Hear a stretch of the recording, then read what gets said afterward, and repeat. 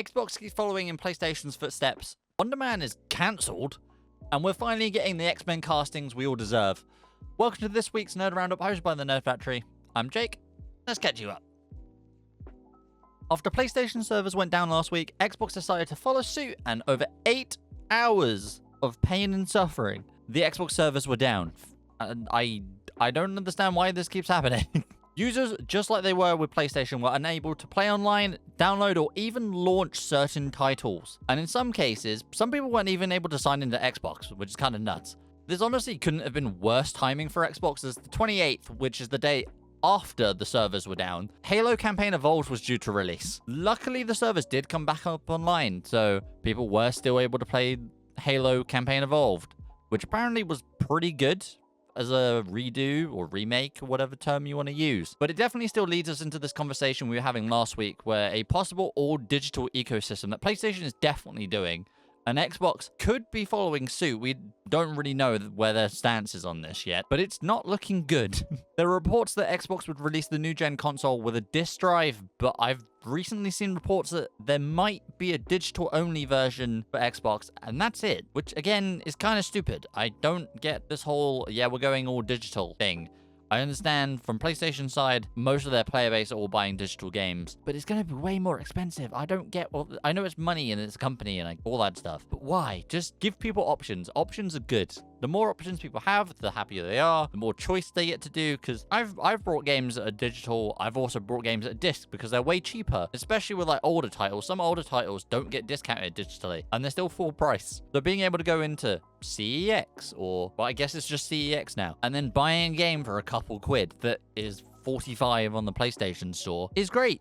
Give me that option, because PlayStation are removing that in 2028, which is stupid. But I really hope that with Xbox and PlayStation servers going down within a week of each other, I hope this isn't a hint of what the future will hold. It's already easy to bring down the servers. If I remember correctly, PlayStation was about the AWS servers going down. Xbox didn't really specify what went down. So it's kind of hard to figure out why Xbox servers were down for like 8 hours. But I hope it's not what the future holds and they'll sort it out, because that's not good. That's not good at all.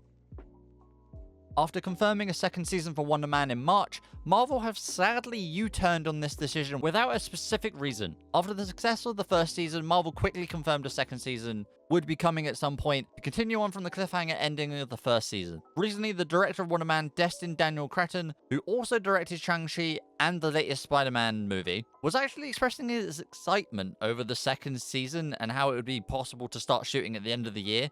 But I guess that's not happening anymore. Kind of weird, honestly, because it seemed like the decision was made between Disney and Marvel, and from Destin's reaction literally a couple days prior, everything seems like it was fine. Everything seemed like it was going ahead. They were about to go into pre-production, about to do all this cool stuff, but then it's gone, just like that.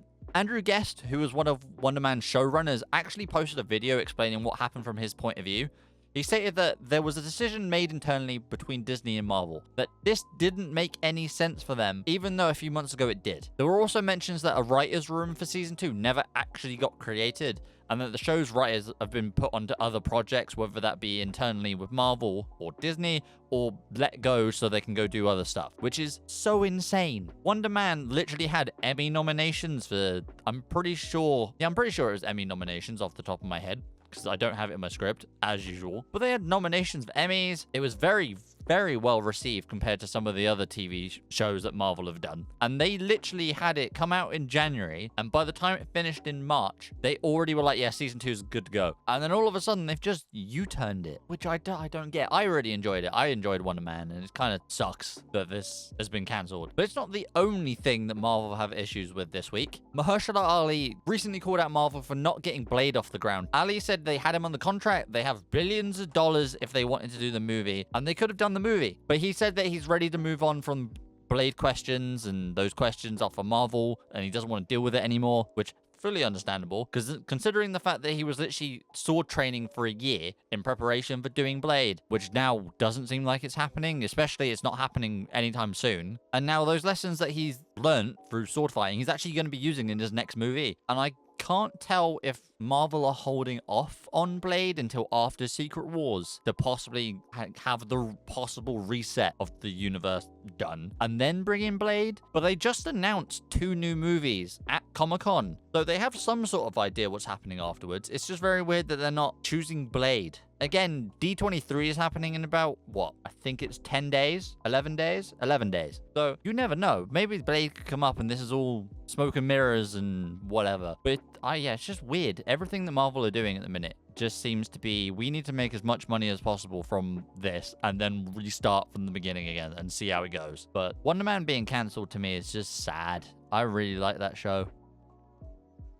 In other Marvel news, it seems like Marvel are racing to complete the X-Men castings before D23 on the 14th. Deadline reported that Samara Weaving is leading the race for Emma Frost. Director Jake Schreier and Marvel Studios president Kevin Feige met with multiple candidates for the role, but landed on Weaving earlier this week to tackle the role of Emma Frost. Samara is actually the niece of Hugo Weaving, which is kind of cool, who played Red Mask in Cap 1, so that's a cool MCU link right there. But there's also been other roles that have been cast as well, such as Cyclops, Beast, and Rogue, apparently. Obviously, these are rumors, so take it with a pinch of salt. Cyclops is possibly going to be either Cooper Hoffman or Drew Starkey. There were sources apparently saying that Hoffman absolutely is playing Cyclops, but I've seen a couple of other people saying that that might not be happening now. Again, everything's all up in the air. The only one that seems to be 100% is Samara Weaving, because that was hosted by Vanity, I think, off the top of my head. Again, didn't put that in my script. Beast is also apparently cast, which is going to be played by Charles Melton. And also Rogue got cast as well, which apparently is going to be Kaylee Spaney. Again, rumors, not 100%. Well, I guess we'll find out in like 11 days. And I'm hoping that we'll get a few other castings as well, because we've still got, there's a possible Wolverine casting, you've got Mystique, you've got Professor X,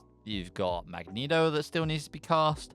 There's a lot of different characters that still can be up in the air. There's also like rumors that apparently they might skip Wolverine altogether and just go with X-23, which is also another thing. And then they'll also bring back Daphne Keane to do it. So you don't need to technically you're not introducing a new character, but you are. So, but I think Daphne Keane coming back would be amazing. But then you got Gambit they might cast. Obviously Channing Tatum might just be Gambit still, or they'll just move everything on so everyone is new apart from like some of the key roles. But there's a lot up in the air, and I'm hoping that when D23 comes around we'll be getting some juicy news on the X-Men casting, which I think with everything that's happened in the past couple of days, with Wonderman being cancelled and Blade not really going anywhere, X-Men castings will be perfect right now. Absolutely perfect. Now you're all caught up. I just want to watch some cool Marvel stuff, and they keep canceling cool Marvel stuff, and I don't know why. Kind of sucks. Blade has been in the air for God knows how long. What, 2019? No, 19? No, it might be 21. Maybe 21. I don't remember. But it's been a while. Like, different writers. The only thing that was there was Ollie. He was the only constant, and now even he's not there. So who knows who's playing Blade now. But, as always, don't forget to like and subscribe, as you'll be getting a Nerd Roundup every Monday at 6 PM UK time. If you have any suggestions on what you'd like to see, or anything you'd really like to say, comment down below, and I'll try and respond as soon as I can. Other than that, I'll see you next week.